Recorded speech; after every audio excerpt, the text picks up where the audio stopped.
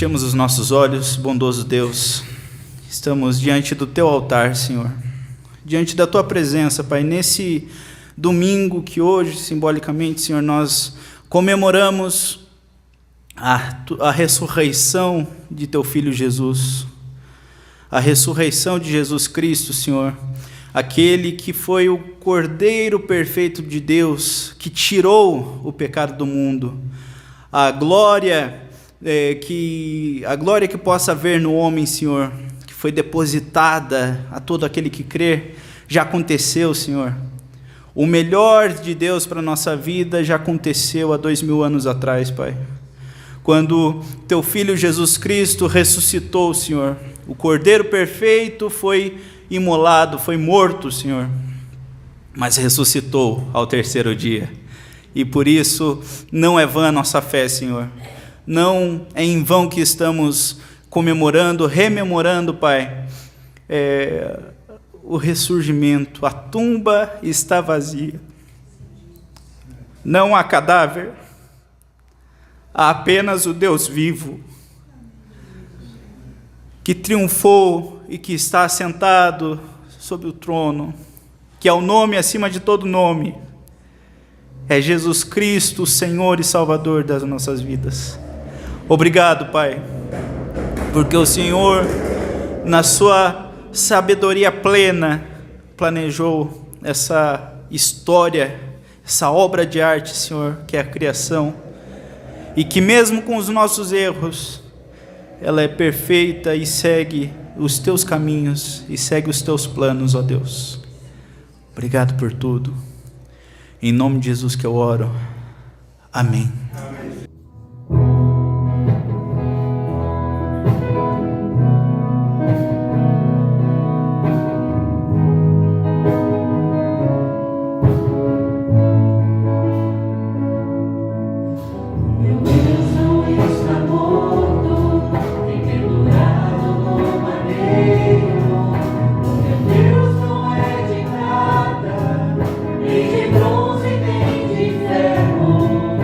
Meu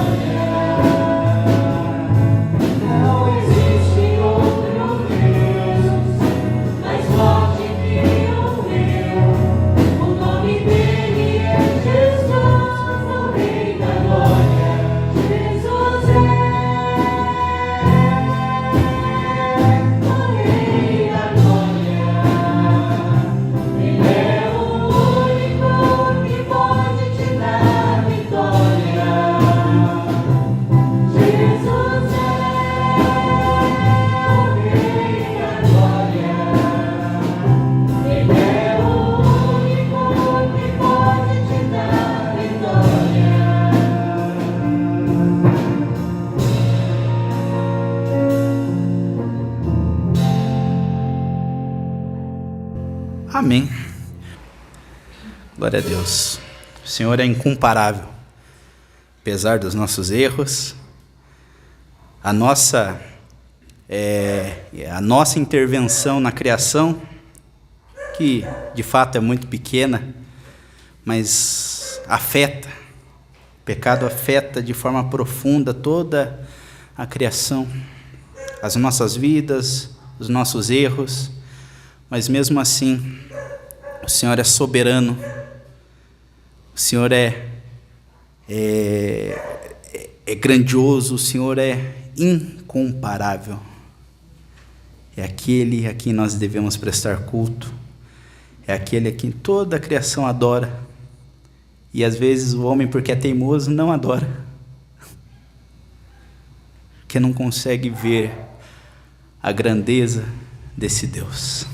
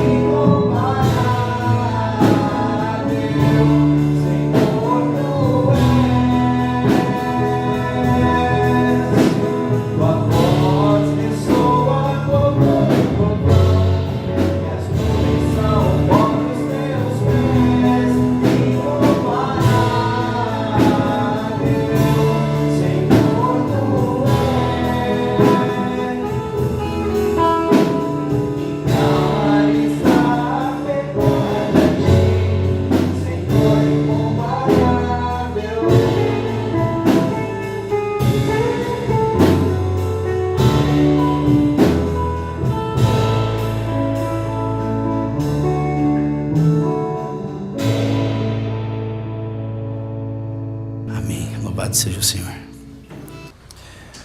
Boa noite a todos. Então, hoje nós estamos ansiosos para ouvirmos a cantata daqui a pouco, né? Mas não podemos deixar de meditarmos alguns minutos na palavra do Senhor. Hoje é um dia especial, comemoramos a ressurreição do nosso Senhor e Salvador Jesus Cristo. Vamos abrir a nossa Bíblia no Evangelho de João. No Evangelho de João, no capítulo 20. E mantenha aberto, então, no Evangelho de João, nós vamos pensar um pouquinho sobre a palavra do Senhor. João, no capítulo 20, versículo 1, diz assim: no primeiro dia da semana,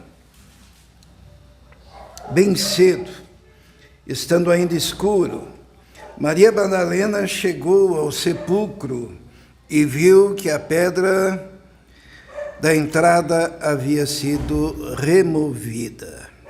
Até aqui, vamos orar. Senhor, pedimos que o Senhor fale conosco neste momento, possamos compreender, ó Deus, a Tua palavra e aplicar, Senhor, a Tua palavra na nossa vida. Em nome de Jesus. Amém. Amém. O Evangelho de João é bastante interessante, porque ele fala de Jesus vindo, ele conta a história de Jesus de uma forma, de Jesus vindo a este mundo e demolindo, destruindo, passando como se fosse com um rolo compressor sobre todas as tradições anteriores à sua vinda, né? Quando a gente pensa, por exemplo, na morte de Jesus, ele foi morto numa cruz, e a cruz era um símbolo de maldição, a cruz era uma forma terrível de morte para os piores criminosos, né?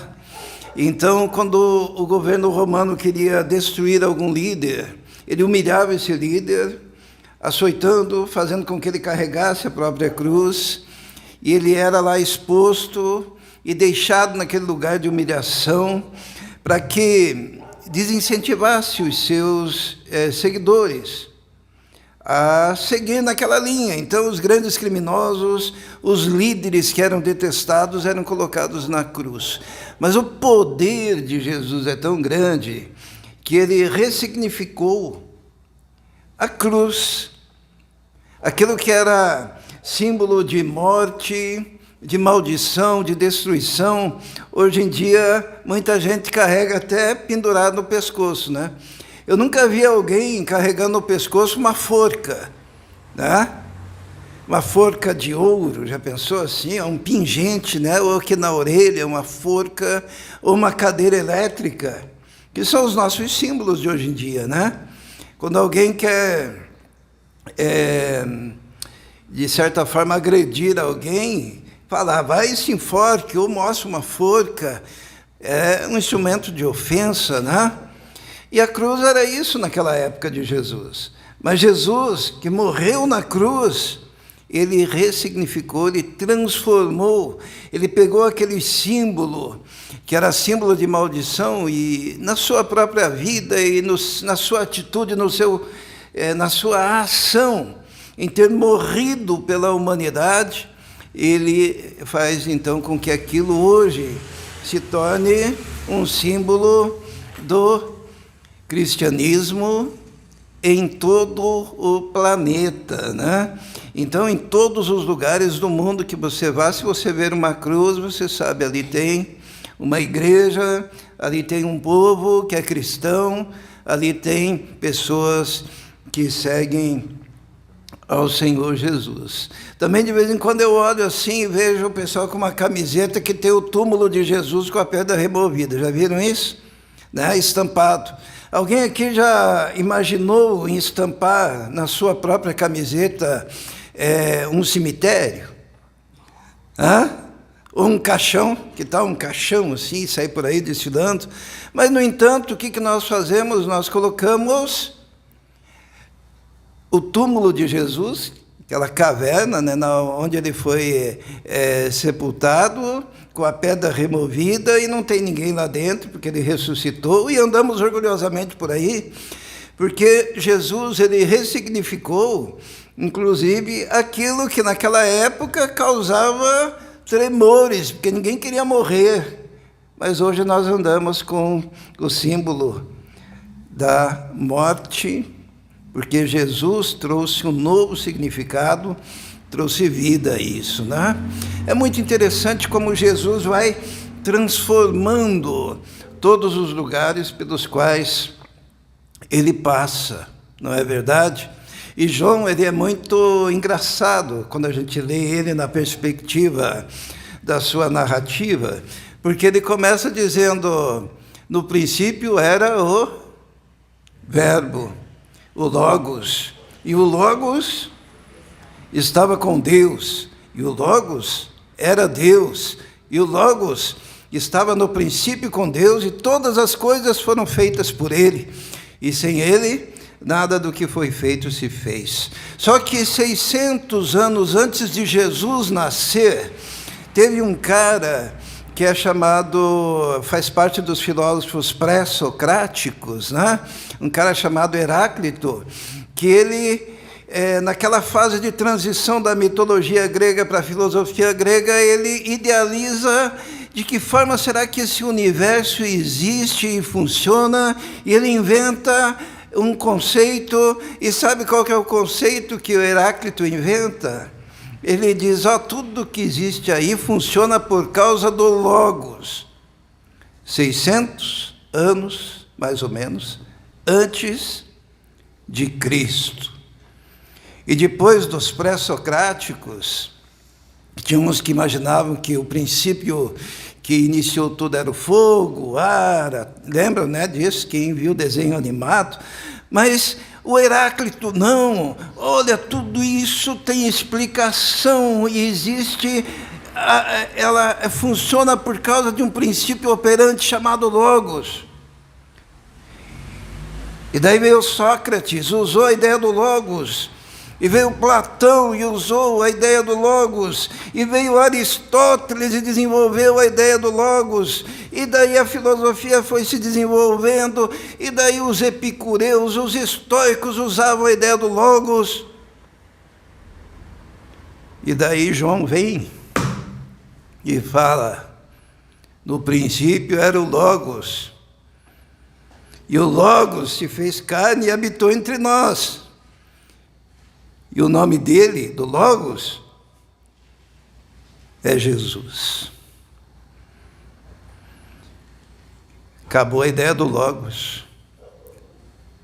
Jesus, ele ressignifica tudo que ele toca. Ele transforma os conceitos. E todas as coisas passam a ser explicadas e aplicadas a partir dele próprio. Porque ele é a palavra, o Logos, o Verbo, que se fez carne e habitou entre nós. E João já começa desse jeito, né? Hoje, quando a gente vai estudar filosofia, a gente raramente fala do Logos na filosofia, mas fala do Logos em todo lugar do mundo, se referindo a Jesus como Criador, sustentador de todo o universo e por quem tudo foi feito. Olha que coisa, né? Extraordinária. E Jesus, ele vai entrando na história dos homens e vai ressignificando e modificando tudo aquilo. E como ele nasce no meio do povo judaico, ele também arrebenta com as ideias judaicas daquela época, porque se de um lado eles sacrificavam cordeiros o tempo todo lá para a remissão dos pecados, João Batista se levanta e diz, esse dali é o Cordeiro de Deus, que tira o pecado do mundo. Não precisa mais matar cordeiros, porque este é o Cordeiro. Está vendo? Imagina quem ganhava a vida vendendo cordeiro. vendendo aqueles animais.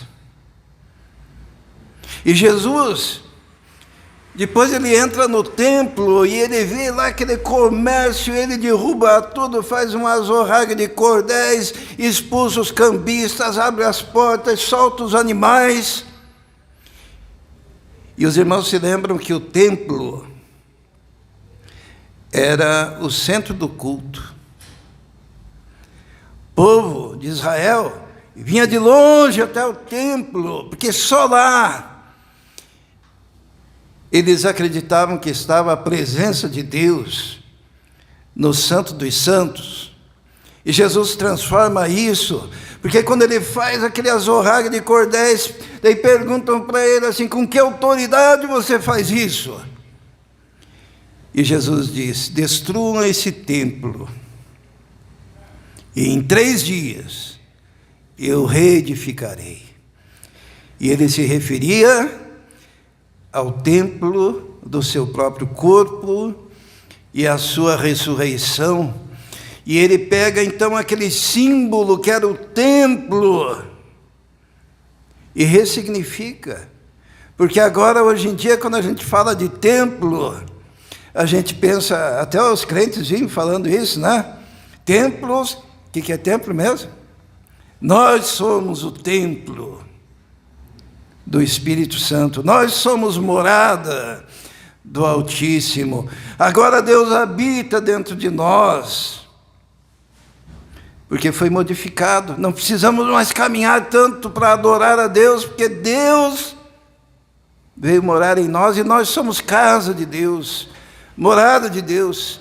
E assim Deus, através de Jesus, vai arrebentando os conceitos. Quando chega diante de fariseu, lá daquele fariseu chamado Nicodemos, Nicodemos diz, eu sei que o senhor é mestre, porque ninguém pode ensinar que nem o senhor ensina, porque o senhor faz milagres extraordinários e tal. E Jesus olha para aquele fariseu, que era um professor, que era um doutor da lei, que era um entendido em como ensinar, como falar sobre a religião e os preceitos. E Jesus se ressignifica o ensino. O ensino. Porque ele olha para Nicodemos e diz assim, se você não nascer de novo, você não consegue sequer enxergar o reino. Quanto mais entrar no reino. Se você quer ensinar, fariseu, primeiro nasce de novo. Daí é o ponto inicial. Tanto que Jesus um dia disse para o povo, disse, está vendo lá aqueles caras, os fariseus, os escribas, aqueles que estão assentados na cadeira de Moisés, escutem o que eles falam, mas não ajam como eles agem. Por quê? Porque a autoridade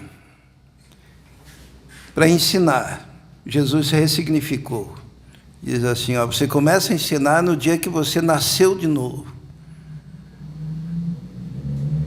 E aquele fariseu disse, mas como pode um homem velho entrar no ventre da sua mãe e renascer? E Jesus diz, você é mestre, é professor e não sabe? O que é nascido da carne é carne, o que é nascido do Espírito é Espírito. Importa renascer. O ensino de Israel passa a ser o ensino que procede do novo nascimento de uma vida transformada. E Jesus continua demolindo, porque ele chega lá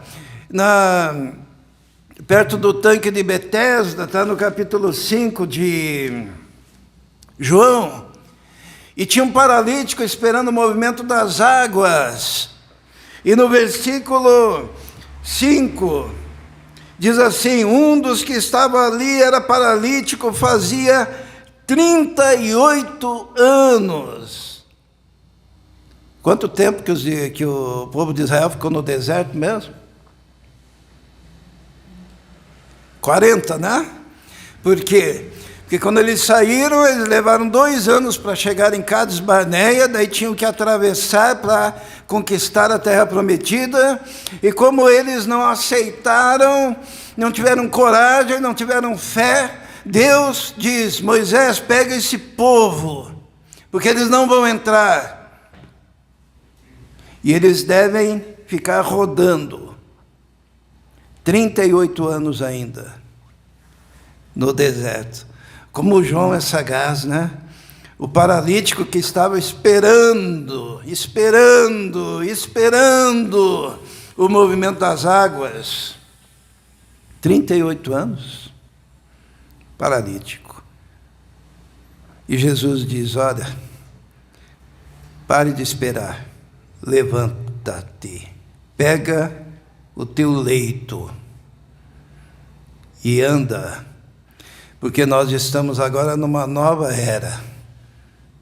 Aquilo que era velho já passou. E daí Jesus ele começa a ensinar dizendo: se alguém tem sede, vem a mim e beba. Porque no deserto eles bebiam da rocha. E agora eles bebem de Jesus. Ressignificou. E Jesus ele diz assim: eu sou a luz do mundo. Por quê? Porque no Antigo Testamento o papel do sacerdote, sabe qual que era? Um dos papéis era não deixar a lâmpada do Senhor se apagar. Lembra lá do Samuel? O que aconteceu com Samuel? Samuel, quando foi chamado, o mentor dele, o Eli, era tão relaxado que a lâmpada do Senhor já estava se apagando. Lembram disso? Porque não podia se apagar. E tinha que haver aquele cuidado, porque o fogo da lâmpada tinha que ser o fogo do Senhor. Lembram que Nadab e Abiú pegaram um fogo estranho e morreram? Mas Jesus, quando vem, ele diz: eu sou a luz do mundo. Jesus olha e diz assim: ó, vocês, os seus antepassados comeram o maná no deserto. E daí Jesus diz: eu sou o pão da vida. Os irmãos estão vendo como Jesus foi passando um rolo compressor em toda aquela tradição e ressignificando tudo, para que tudo convergisse nele. Porque ele é o mestre dos mestres, ele é a luz do mundo, ele é o maná que desceu do céu, ele é o templo verdadeiro, implicando em Deus, Emanuel, presente conosco. E ele é a ressurreição e a vida. Tudo isso é Jesus. Jesus, quando entra na história, ele revoluciona toda a história. Vence a morte. E quando ele entra na vida de alguém, também ele entra para revolucionar a vida. A gente sabe se uma pessoa conheceu Jesus, ela foi transformada, não é verdade? A pessoa que conheceu Jesus, ela fica bem diferente. Os pecados perdoados, a perspectiva em relação ao futuro diferenciada, a esperança da ressurreição firmada e o novo significado da cruz. Eu quero encerrar lendo Gálatas, no capítulo 6,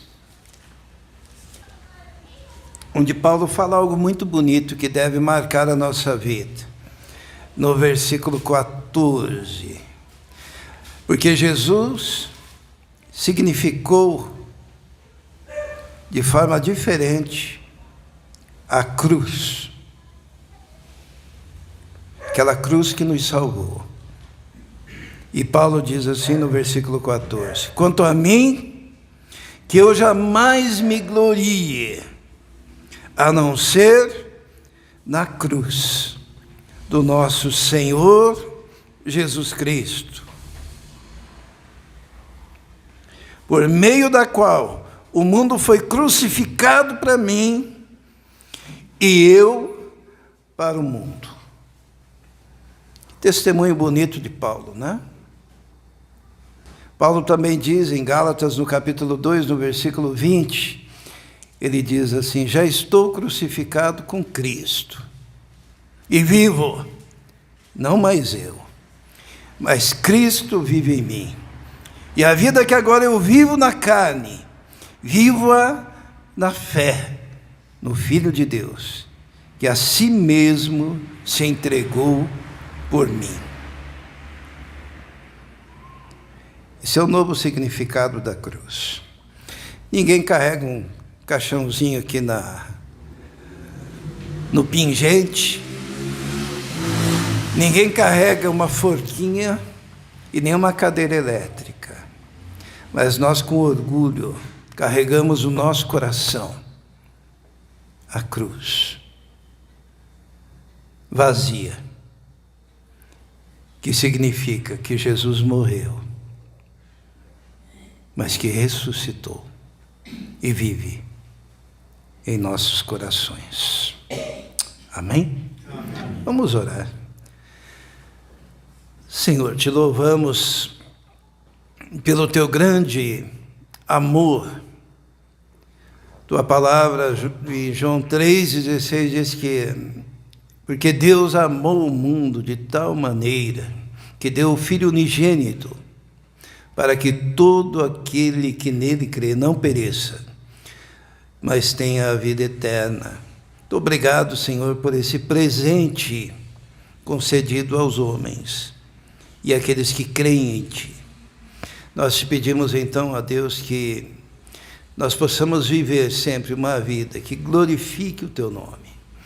E se há alguém, ó Deus, que ainda não entregou a vida, o coração, Senhor, a Ti, que nesse momento e durante a cantata também, Senhor, haja essa entrega totalmente, reconhecendo o Teu amor e a Tua graça. Em nome de Jesus. Amém. Amém.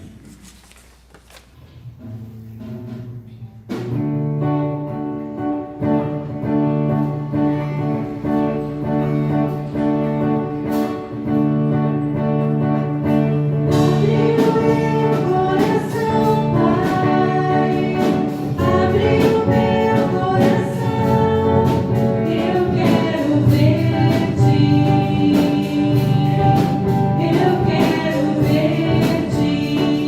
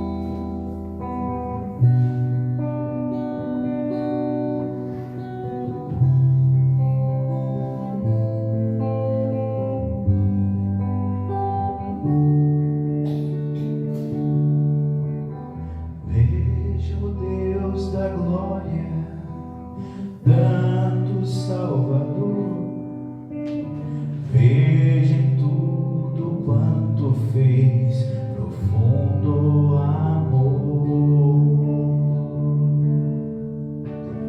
Veja o bebezinho calmo a dormir.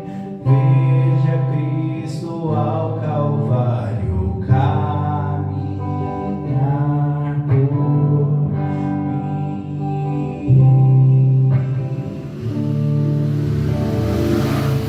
Não só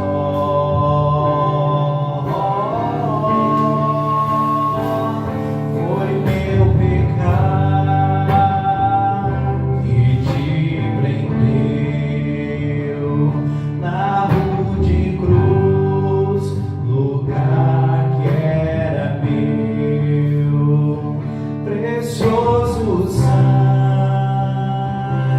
me lavou.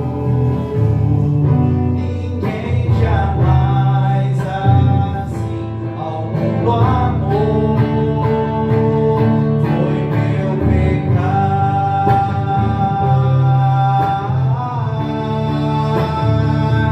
foi teu amar,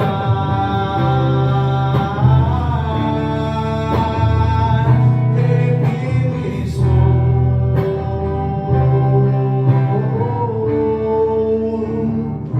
Glória ao Senhor.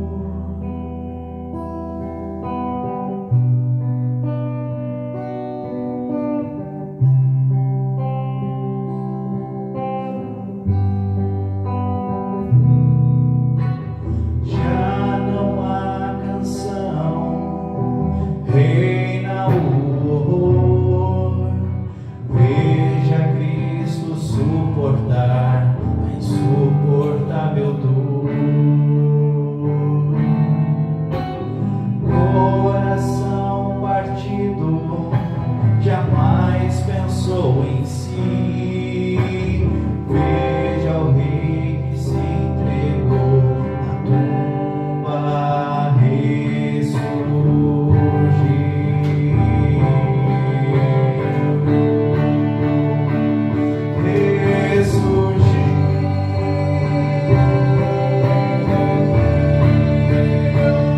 Foi meu pecado que te prendeu na rude cruz, lugar que era meu, precioso sangue me lavou.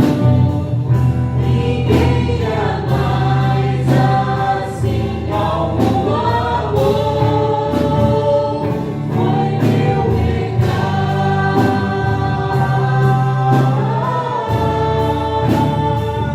foi teu amar,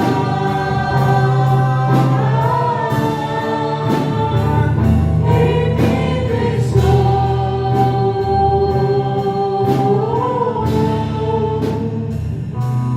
Glória ao Senhor.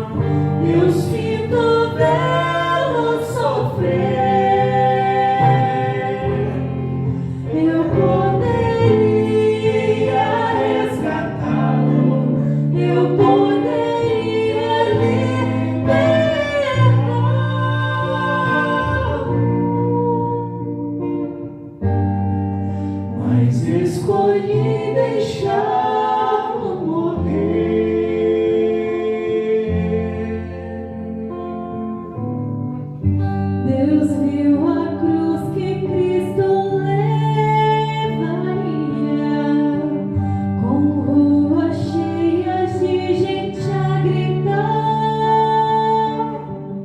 E enquanto ele caminhava ao monte, dos céus ouviram Deus falar. Não sabeis que ele é filho meu, Este meu filho que coroais de cantador. Eu sinto vê-lo sofrer. escolhi Eu poderia, mesmo assim eu poderia libertá-lo,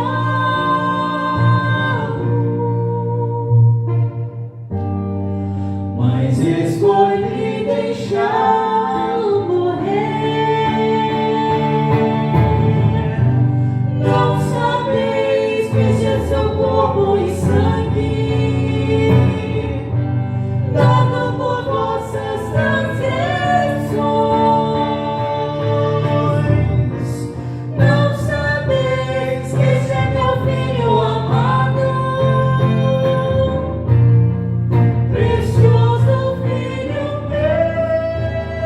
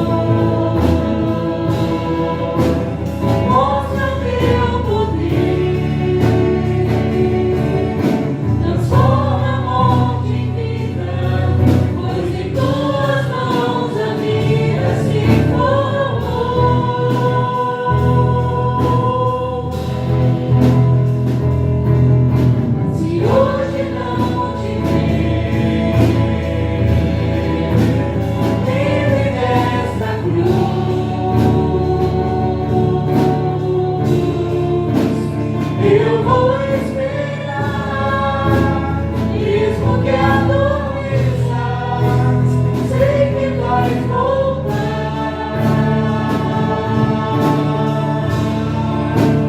Essa própria vida e jamais a morte te resistirá.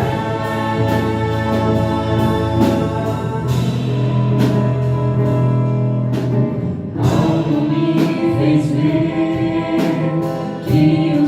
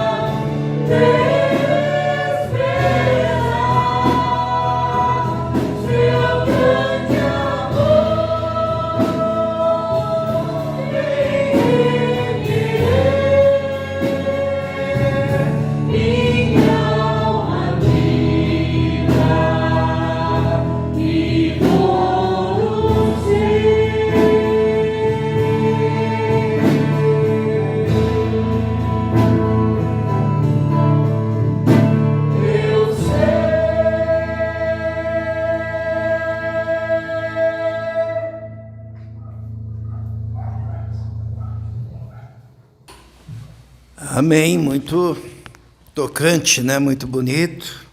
Louvamos a Deus.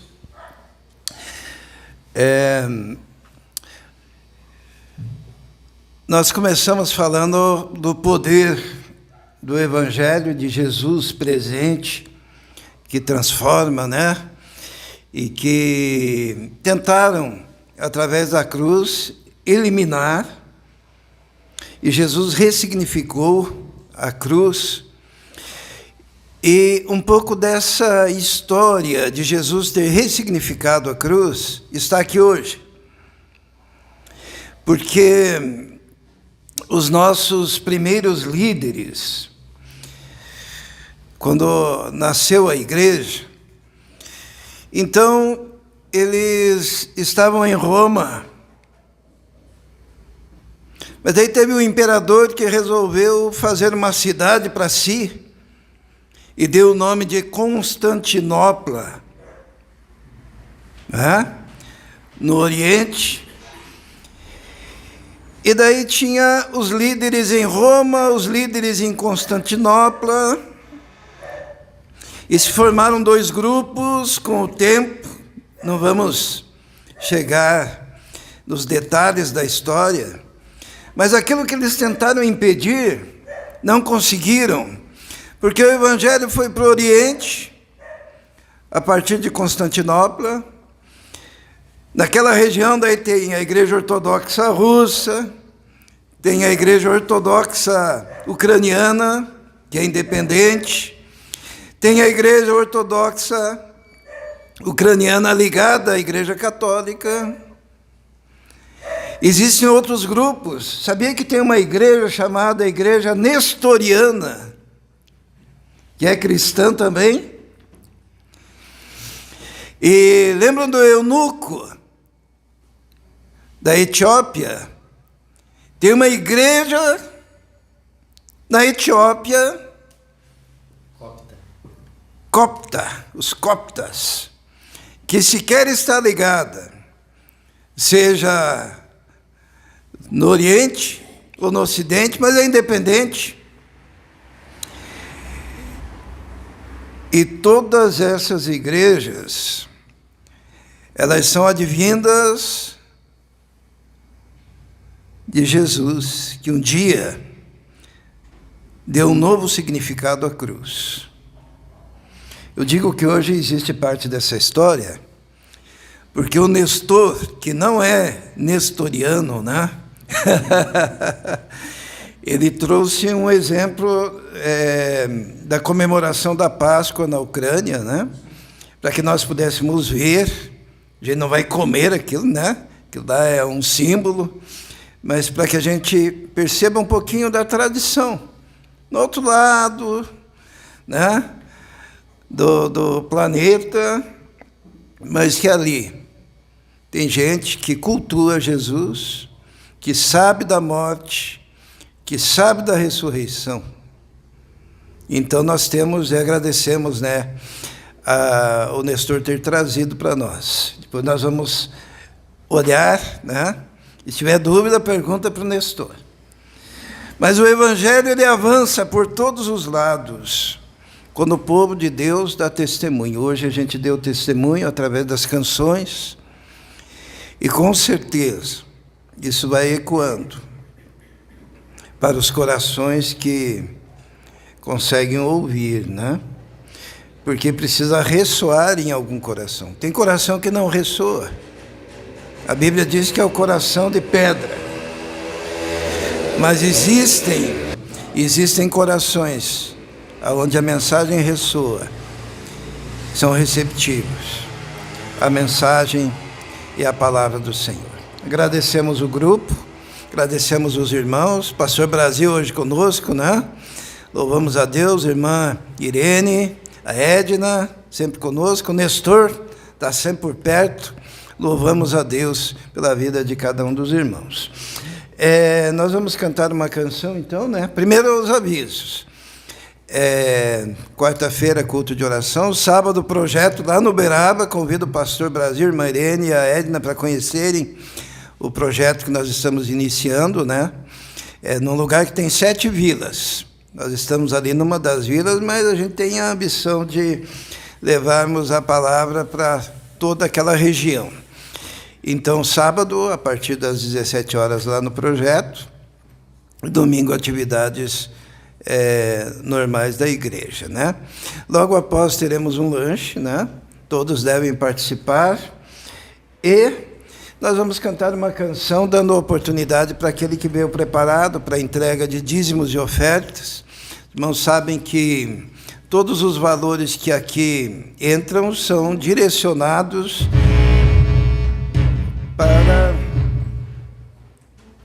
para a manutenção, né? Seja aluguel do salão, seja para os equipamentos que a gente precisa. Adquirimos agora uma bateria, porque lá no projeto tinha que carregar essa bateria enorme, né? e era muito complicado. Eu me lembro quando era aqui o projeto, na escola, que a gente levava a bateria direto, dava trabalho. Agora lá é mais longe.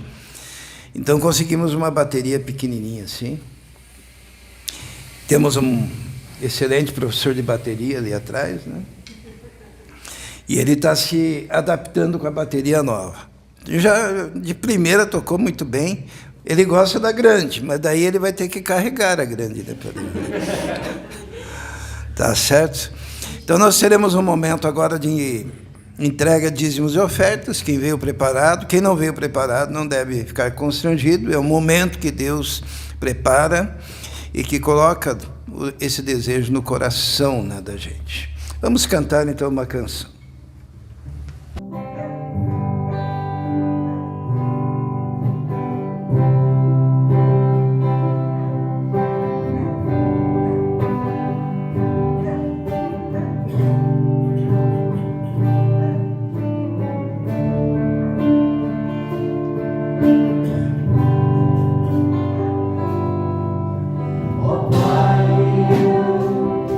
Queria tanto ver o meu Senhor descer, vindo me encontrar.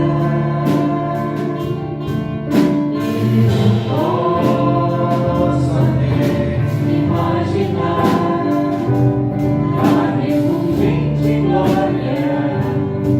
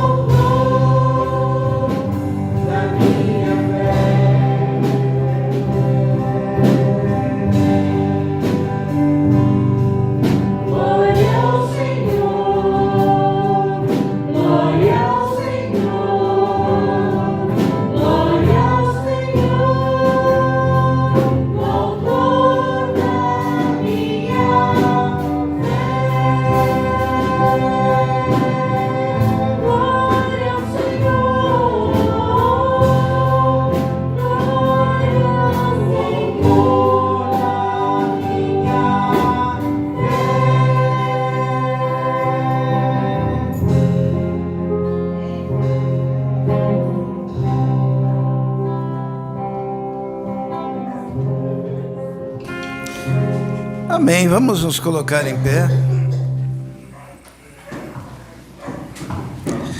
Vamos orar. Senhor nosso Deus, te louvamos por este culto que prestamos ao Senhor, reconhecendo o seu sacrifício, reconhecendo a sua ressurreição, reconhecendo o seu amor para com cada um de nós, ó Deus. Te louvamos, entregamos a Ti, pedimos agora a bênção do Senhor sobre cada vida, a proteção, Senhor, durante essa semana que inicia-se. Abençoamos também o lanche que vamos fazer, ó Deus. Sabemos que é resultado da graça, do amor do Senhor para conosco. E que a graça do nosso Senhor e Salvador, Jesus Cristo, o amor de Deus, o Pai, e a comunhão do Espírito Santo esteja com todos vós agora e para todos sempre. Amém. Deus abençoe a todos.